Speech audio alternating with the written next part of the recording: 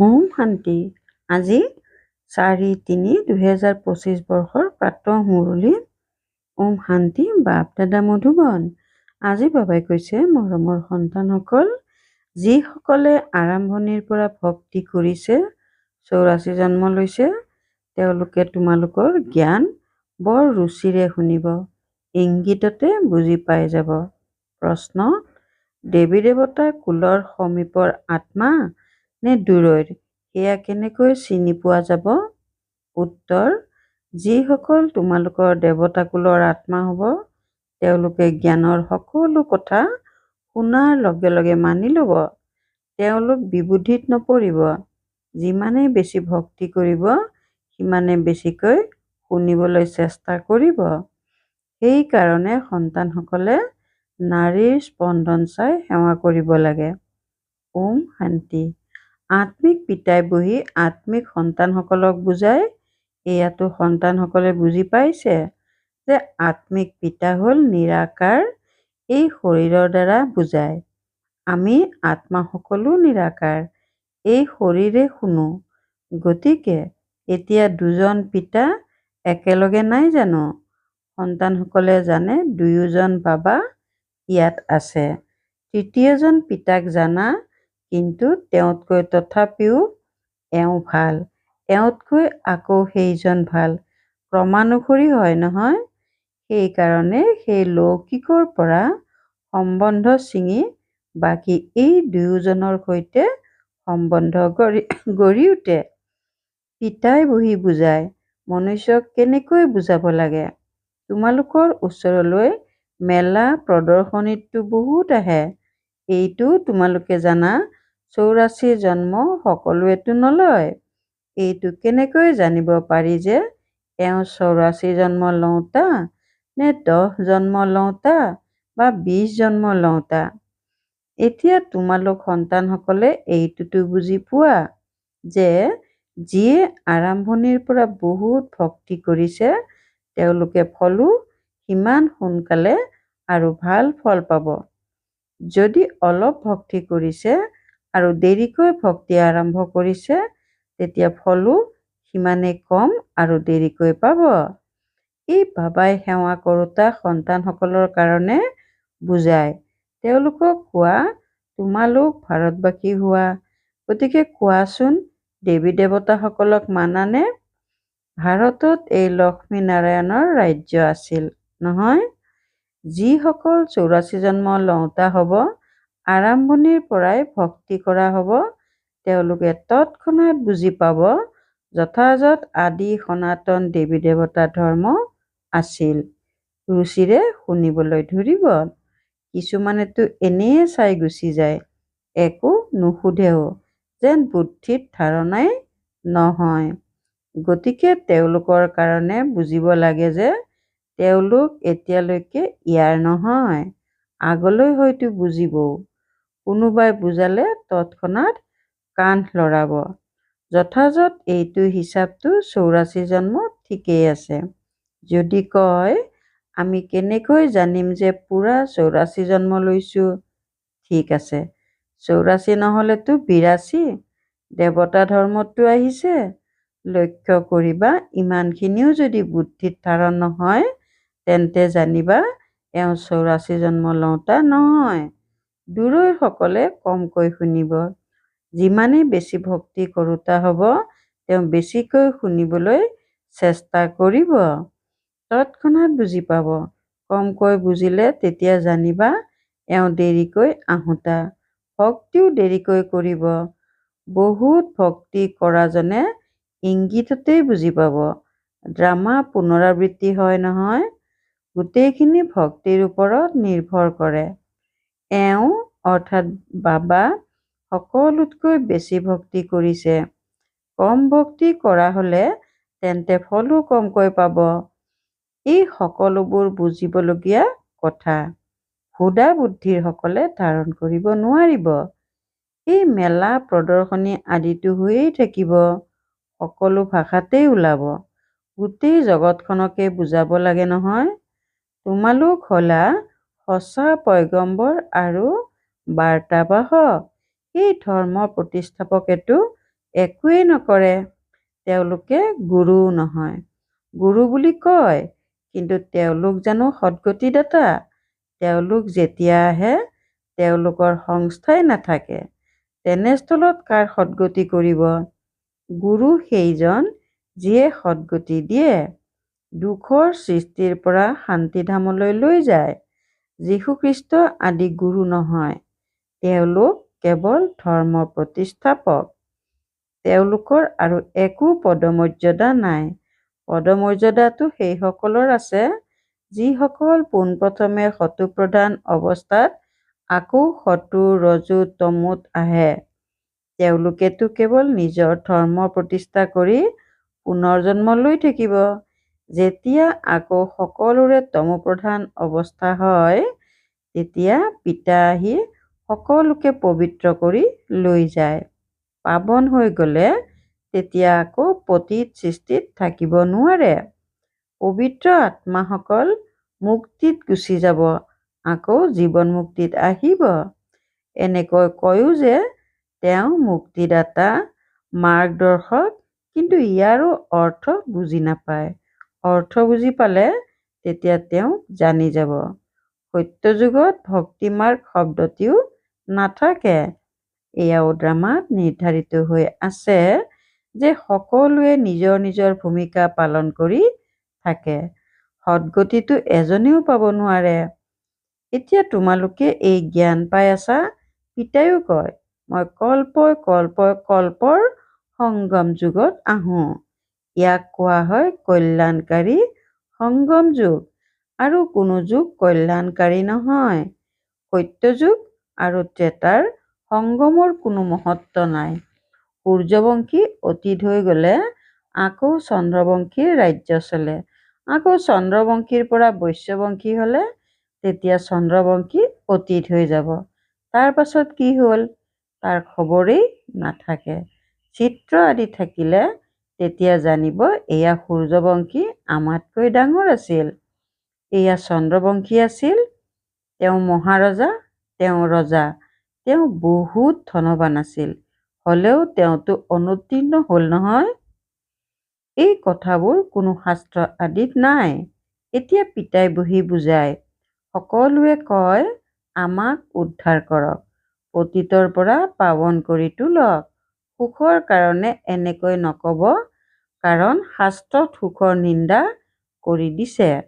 সকলোৱে কব মনৰ শান্তি কেনেকৈ পাম। এতিয়া তোমালোক সন্তানসকলে বুজি পোৱা, তোমালোকে সুখ শান্তি দুয়োটা পোৱা। য'ত শান্তি আছে তত সুখ আছে, য'ত অশান্তি আছে তত দুখ আছে। সত্যযুগত সুখ শান্তি আছে, ইয়াত দুখ অশান্তি আছে। এয়া পিতাই বহি বুজায়। তোমালোকক মায়া ৰাৱণে কিমান তুচ্ছ বুদ্ধিৰ কৰি দিলে, এয়াও ড্ৰামা ৰচি থোৱা আছে। পিতাই কয়, ময়ো ড্ৰামাৰ বন্ধনত বান্ধ খাই আছো। মোৰ ভূমিকা এতিয়াই যিটো পালন কৰি আছো। এনেকৈ কয়ো, বাবা কল্পই আপুনিয়েই আহি ভ্ৰষ্টাচাৰী পতিতৰ পৰা শ্ৰেষ্ঠাচাৰী পাৱন কৰি তোলে। ৰাৱণৰ দ্বাৰা ভ্ৰষ্টাচাৰী হৈছা, এতিয়া পিতা আহি মনুষ্যৰ পৰা দেৱতা কৰি তোলে। এয়া যি গায়ন আছে তাৰ অৰ্থ পিতাইহে আহি বুজায়। সেই অকাল আসনত বহাজনেও ইয়াৰ অৰ্থ বুজি নাপায়। বাবাই তোমালোকক বুজাইছে। আত্মাসকল অকাল মূৰ্খ। আত্মাৰ এই শৰীৰ হৈছে ৰথ। ইয়াত অকাল অৰ্থাৎ যাক কালে নাখায়, সেই আত্মা বিৰাজমান হৈ আছে। সত্যযুগত তোমালোকক কালে নাখায়। অকাল মৃত্যু কেতিয়াও নহ'ব। সেইখন হয়েই অমৰলোক। এইখন হ'ল মৃত্যুলোক। অমৰলোক মৃত্যুলোকৰো অৰ্থ কোনেও বুজি নাপায়। পিতাই কয়, মই তোমালোকক বহুত সৰল কৰি বুজাওঁ। কেৱল মামেকম অৰ্থাৎ কেৱল মোক স্মৰণ কৰা, তেতিয়া তোমালোক পবিত্ৰ হৈ যাবা। সাধু সন্ত আদিয়েও গাই পতিত পাৱন পিতাক আহ্বান জনায়। যলৈকে যায় এনেকৈ নিশ্চয় কব পতিত পাৱন সত্যটো কেতিয়াও লুকাই নাথাকে। তোমালোকে জানা এতিয়া পতিত পাৱন পিতাৰ আগমন হৈছে, আমাক ৰাস্তা দেখুৱাই আছে। কল্প পূৰ্বেও কৈছিল, নিজক আত্মা বুলি বুজি মামেকম স্মৰণ কৰা, তেতিয়া তোমালোক শতপ্ৰধান হৈ যাবা। তোমালোক সকলো মোৰ অৰ্থাৎ প্ৰেমিকৰ প্ৰেয়সী। সেই প্ৰেমিক প্ৰেমিকাটো এটা জন্মৰ কাৰণে হয়। তোমালোক জন্ম জন্মান্তৰৰ প্ৰেয়সী।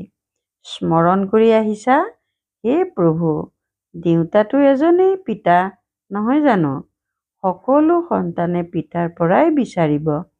আত্মা যেতিয়া দুখী হয়, তেতিয়া পিতাক স্মৰণ কৰে।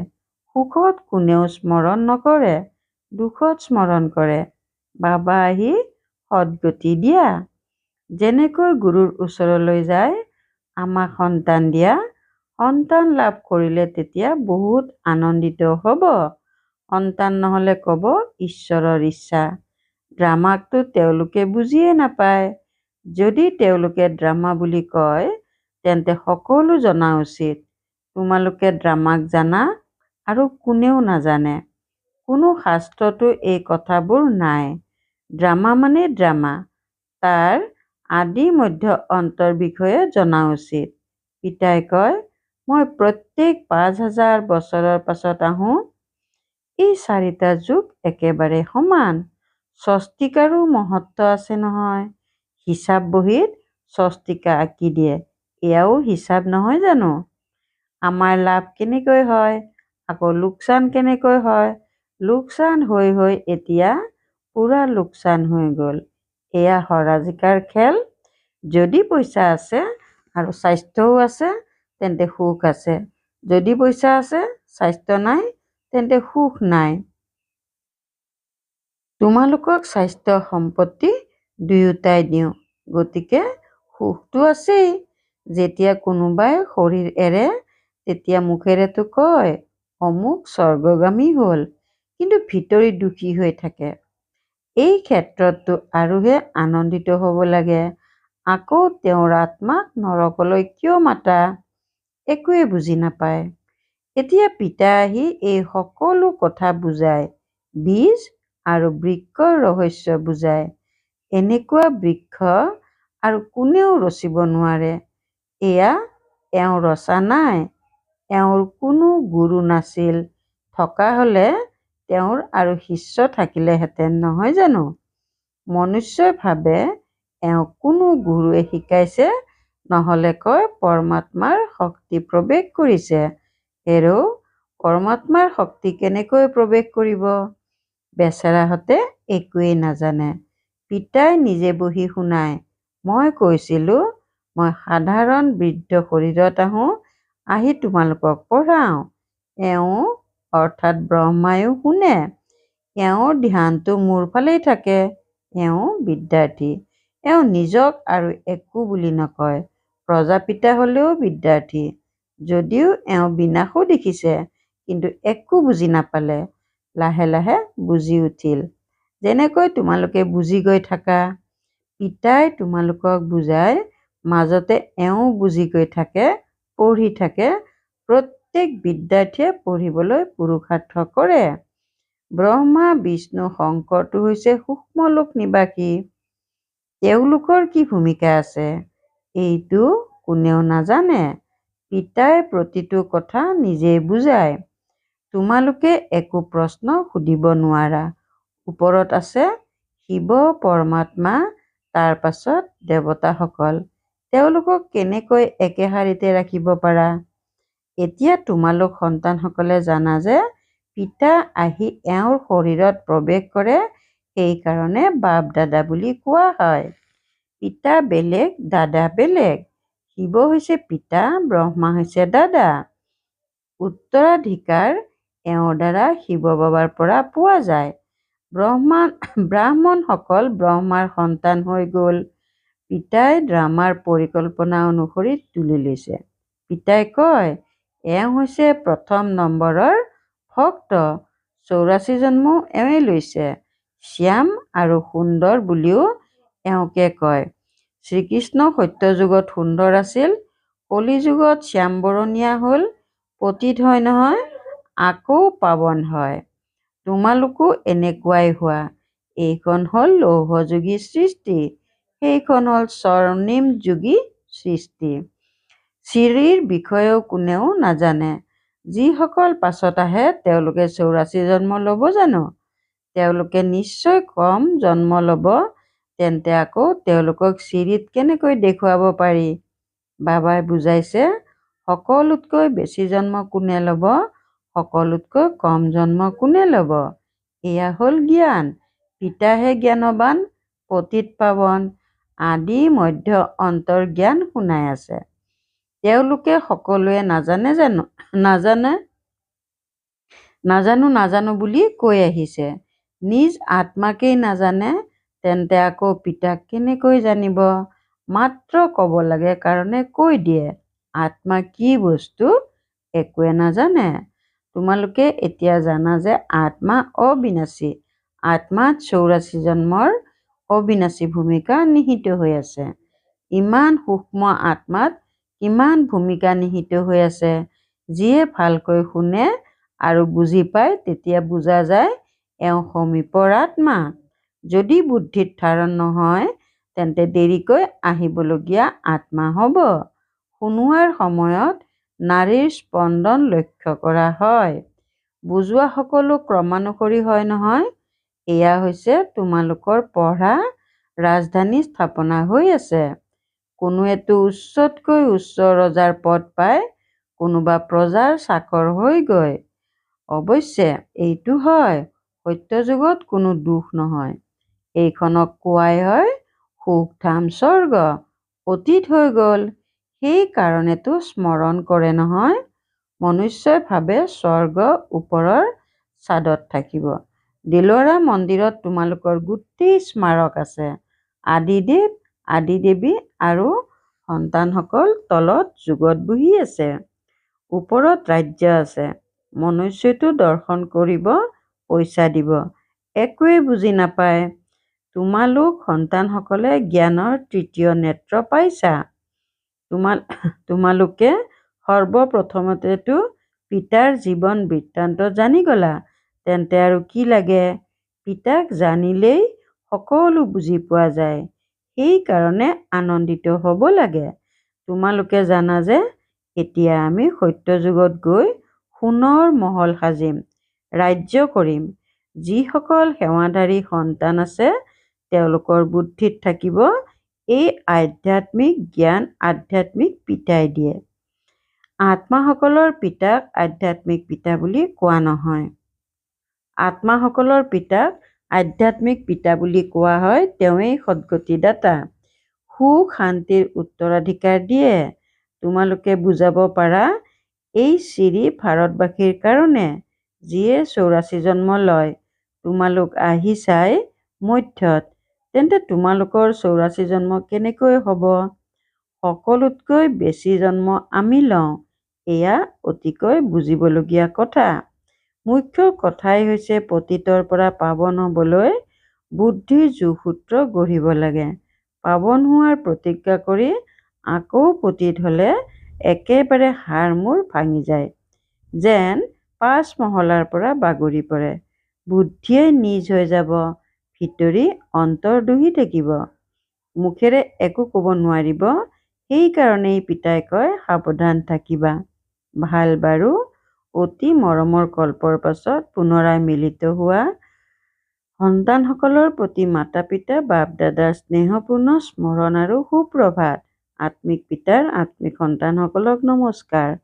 ধাৰণাৰ বাবে মুখ্য সাৰ 1 নম্বৰ। এই ড্ৰামাখনক যথাৰ্থ ৰীতিৰে বুজি মায়াৰ বন্ধনৰ পৰা মুক্ত হ'ব লাগে। নিজক অকালমূৰ্ত আত্মা বুলি বুজি পিতাক স্মৰণ কৰি পবিত্ৰ হ'ব লাগে। 2 নম্বৰ। সঁচা পয়গম্বৰ আৰু বাৰ্তাবাহক হৈ সকলোকে শান্তিধাম সুখধামৰ ৰাস্তা দেখুৱাব লাগে। এই কল্যাণকাৰী সংগম যুগত সকলো আত্মাৰ কল্যাণ কৰিব লাগে। বৰদান। পিতা আৰু সেৱাৰ স্মৃতিৰে একৰস স্থিতিৰ অনুভৱ কৰোঁতা সৰ্ব আকৰ্ষণমুক্ত হোৱা। পিতা আৰু সেৱাৰ স্মৃতিৰে একৰস স্থিতিৰ অনুভৱ কৰোঁতা সৰ্ব আকৰ্ষণমুক্ত হোৱা।